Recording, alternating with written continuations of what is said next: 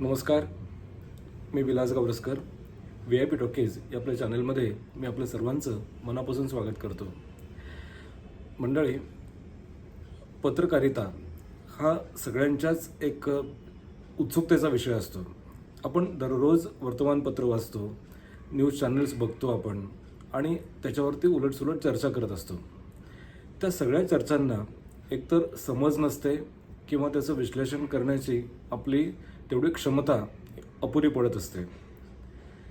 आज आपल्या व्हिडिओमधून मला आवर्जून उल्लेख करावासा वाटतो, आवर्जून अभिनंदन करावंसं वाटतं ते भाऊ तोरसेकर यांचं.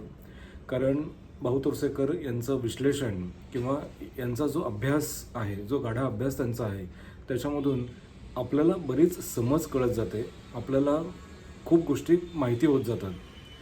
बातमी ही कशी बघायची असते, आजूबाजूला खूप गोष्टी घडत असतात, त्यातून नेमकेपणाने बातमी कशी हेरायची असते, बघणं आणि दिसणं याच्यामधला फरक काय असतो, विश्लेषण कशा पद्धतीने केलं पाहिजे, त्रयस्थपणाने आपण एखाद्या घटनेकडे कसं बघितलं पाहिजे, त्याचा पाठपुरावा कसा केला पाहिजे, त्याचा अभ्यास कसा केला पाहिजे, कायद्याच्या भाषेतले अनेक धागेदोरे आपण कसे बघितले पाहिजेत, अशा अनेक सूक्ष्म गोष्टींचं अवलोकन जर आपल्याला कुठे मिळत असेल ना, तर ते भाऊ तोरसेकर यांच्या व्याख्यानांमधून आपल्याला मिळतं. मला खरंच ते मनापासून कौतुक करावंसं वाटतं. आणि कौतुक म्हणजे काय, तर आपण पुलंच्या भाषेत सांगायचं तर काजव्यानं सूर्याचं नमस्कार केल्यासारखं आहे ते. पण खरंच एक असं वाटतं की पत्रकारितेच्या अभ्यासक्रमात नेमकं काय शिकवलं जातं आपल्याला माहिती नाही, पण भाऊ तोरसेकर सरांचं जे काही व्याख्यान आहे किंवा त्यांचं जे विश्लेषण आहे ते आपण सातत्याने जर ऐकलं तर ते कुठल्याही अभ्यासक्रमापेक्षा कमी नक्कीच नाही आहे. यंदाचा मास्टर दीनानाथ मंगेशकर स्मृती पुरस्कार भाऊ तोरसेकर यांना मिळालेला आहे. आणि असे अनेक पुरस्कार त्यांना आत्तापर्यंत मिळालेले असतील, कारण आपलं जेवढं वय नाही तेवढाही त्यांचा अनुभव आहे. मी ज्येष्ठ हा शब्द मुद्दाम वापरत नाही, कारण त्याच्यावरती त्यांची टिप्पणी त्यांनी अनेक व्याख्यानांमधून केलेली आहे की ज्येष्ठ हा शब्द कसा गुळगुळीत झालेला आहे, अगदी ज्येष्ठमधासारखाच तो गुळगुळीत झालेला आहे. त्यामुळे ज्येष्ठ या शब्दाचा वापर न करता मला सरांचं भरपूर कौतुक करावंसं वाटतं, अभिनंदन करावंसं वाटतं की त्यांनी पत्रकारितेच्या या विषयाकडे मेनस्ट्रीममध्ये न राहतासुद्धा त्यांनी एक समज सर्वसामान्य माणसांना दिलेली आहे. त्यांच्या व्याख्यानांची पारायणं करावीशी वाटतात. पारायणं आपण करतो मुख्य म्हणजे, कारण त्यातून आपल्याला वेगळी समज मिळत जाते.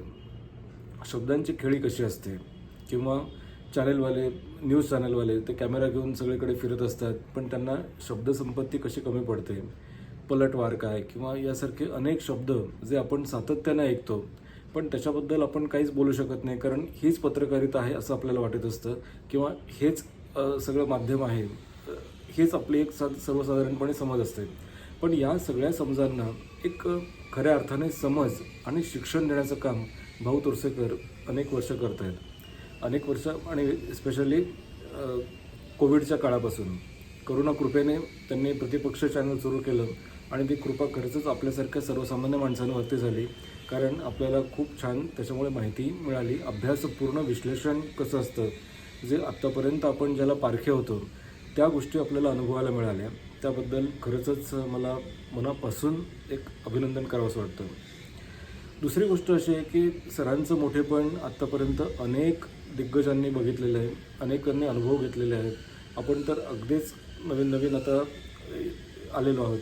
पण त्याहीपेक्षा पलीकडे मला असं वाटतं की मास्टर दीनानाथ मंगेशकर पुरस्कार मिळाल्यानंतर त्यांनी हा पुरस्कार तंत्रज्ञानाची देवता असणाऱ्या या यूट्यूबसारख्या माध्यमांना केलेला आहे. फेसबुक, इंस्टाग्राम किंवा यूट्यूबसारख्या माध्यमांना त्यांनी ते देऊ केलेला आहे. हा बहुमान ही माझ्यासाठी सगळ्यात आनंदाची आणि महत्त्वाची गोष्ट वाटली. म्हणजे एका क्षणात खूप आपल्याला मोटिवेट झाल्यासारखं वाटलं, एका क्षणात त्यांनी खूप प्रोत्साहन केलं. म्हणजे एक स्मार्टफोन घेऊन आपण आपल्या घराच्या एखाद्या कोपऱ्यामध्ये, कोनाड्यामध्ये बसून एखादी गोष्ट बोलतो किंवा एखाद्या गोष्टीवरचं भाष्य करतो. विश्लेषण असं म्हणता येणार नाही, पण आपल्याला जे जे येतं, नाटक आहे, अभिनय आहे, संगीत आहे, गाणं आहे, किंवा वेगवेगळ्या पद्धतीतून काही आपण सादर करायचं आहे, ते जगाच्या कानाकोपऱ्यापर्यंत पोहोचवणारी ही तंत्रदेवता आहे, तंत्रज्ञान देवता आहे, आणि हिचं महत्त्व खूप जास्त आहे. त्यामुळे ह्या पुरस्कारांनी भाऊ तोरसेकरांना सन्मानित केलं असं ज्यावेळेला सगळे लोक म्हणतात, त्यावेळेस भाऊ तोरसेकर अगदी आनंदाने सांगतात, अभिमानाने सांगतात की हा पुरस्कार त्यांच्या एकट्याचा नसून या सगळ्या तंत्रज्ञानाचा आहे, तंत्रज्ञान देवतेचं आहे. हे मला विशेष खूप महत्त्वाचं वाटतं, कारण खूप लोकांचा त्याच्याकडे अगदीच सोयीस्करपणे एक डोळेझाक झालेली होती, किंवा मुद्दाम म्हणून नाही, पण एक एकंदरीत आपण त्याच्याकडे लक्ष देत नाही की या टेक्नॉलॉजीमुळे किती जग जवळ आलेलं आहे किंवा टेक्नॉलॉजीमुळे नेमके काय फायदे झालेले आहेत. जी माहिती किंवा ज्ञानाचे जे स्रोत आहेत, जी बंदिस्त स्वरूपामध्ये आत्तापर्यंत होती, ज्याला आपण छपाई म्हणू शकतो किंवा प्रिंटिंग एरियापुरती मर्यादित होती किंवा न्यूज चॅनलपुरती मर्यादित होती, तर ती आता यूट्यूबसारख्या माध्यमातून किंवा इंस्टाग्राम, फेसबुकसारख्या माध्यमातून जगभरातल्या लोकांपर्यंत ती पोचवली जाते आहे. ही सगळ्यात मोठी गोष्ट आहे, महत्त्वाची गोष्ट आहे. आणि हा सुद्धा दृष्टिकोन भाऊ तोरसेकर यांनी आपल्या व्याख्यानामधून दिला, आपली कृतज्ञता व्यक्त केली. हा मला त्यांचा सगळ्यात जास्त मोठेपणा वाटतो. आणि हा खरंच सगळ्या यूट्यूबर्स जी कम्युनिटी आहे त्या कम्युनिटीचा हा गौरव सरांनी केलेला आहे. त्याबद्दल मला विशेष आनंद वाटतो, विशेष कौतुक वाटतं आणि विशेष अभिनंदन करावंसं वाटतं. भाऊ तोरसेकरांचं खरंच यासारख्या सुज्ञ आणि अशा अभ्यासू विश्लेषकांची आपल्याला कायमच गरज असते. आणि त्यांचे व्याख्यानं ऐकून आपण आपल्या ज्ञानामध्ये भर पडत असते. हे आपण वेगळं काही सांगायची गरज नाही.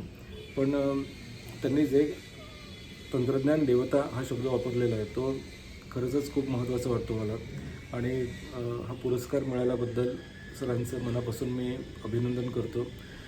खूप छान वाटतं सगळ्यांच्या वतीनं. म्हणजे मला तो महाराष्ट्रातला एखादाच कोणीतरी असा विरळा असेल की ज्यांनी प्रतिपक्ष बघितला नसेल किंवा काही कारणानं बघायचं राहून गेलं असेल, पण मराठी माणसांच्या जवळचं नातं जितकं संगीताचं आहे तितकंच राजकारणाशी पण आहे.